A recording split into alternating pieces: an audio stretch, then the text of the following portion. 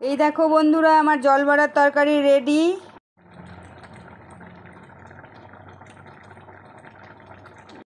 Good morning, সকলকে জানাই অনেক অনেক ভালোবাসা, অনেক অনেক স্বাগত।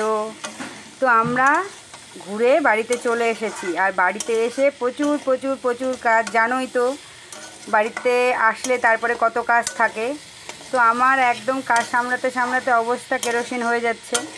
এদিকে বসিয়ে দিয়েছি একটু রান্না, এখন বাজে 11টা। এটা আজকে আমি করব জল বড়ার তরকারি। জল বড়ার তরকারি করব।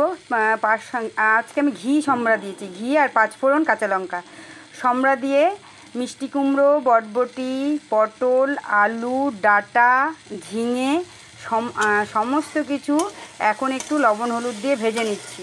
এইবারে এর মধ্যে জল দিয়ে, জলটা যখন ফুটবে তারপরে আমি দেবো এই যে ডাল বাটা রেডি করে রেখেছি, হলুদ, লবণ, কাঁচা লঙ্কা দিয়ে ডালটাকে ভালো করে সুন্দর করে বেটে রেখেছি।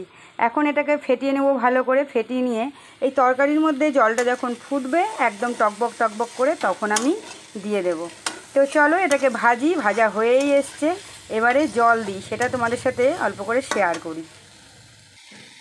বন্ধুরা, ঘুরতে যাওয়াটা তো ভালোই লাগে, ভীষণ আনন্দ, কিন্তু ঘুরে আসার পর যা কাজকর্ম হয় তাতে তো কি বলবো।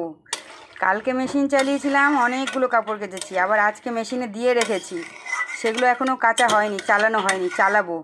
মেশিনটা না ভরলে তো চালানো যাবে না, অল্প হয়েছে, আরও দিতে হবে, এখনও ট্রলি খোলা হয়নি। আর এদিকে এই যে মাসির কাজ করে যাচ্ছে একদম।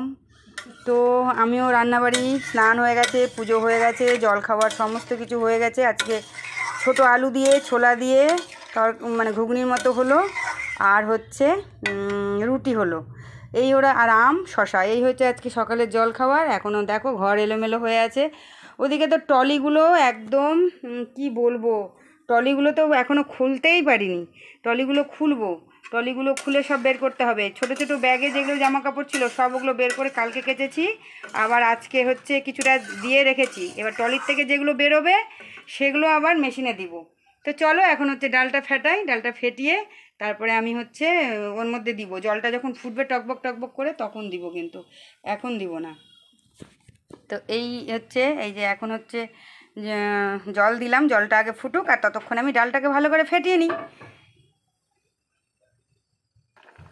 এই দেখো ঝোল তো ফুটে গেছে, এবারে ডালটাও আমার ফেটানো হয়ে গেছে। এই দেখো ডাল ফেটানো হয়ে গেছে, এখন একদম দিয়ে দেব। এই দেখো এখন বসিয়ে দেবো বড়াগুলোকে।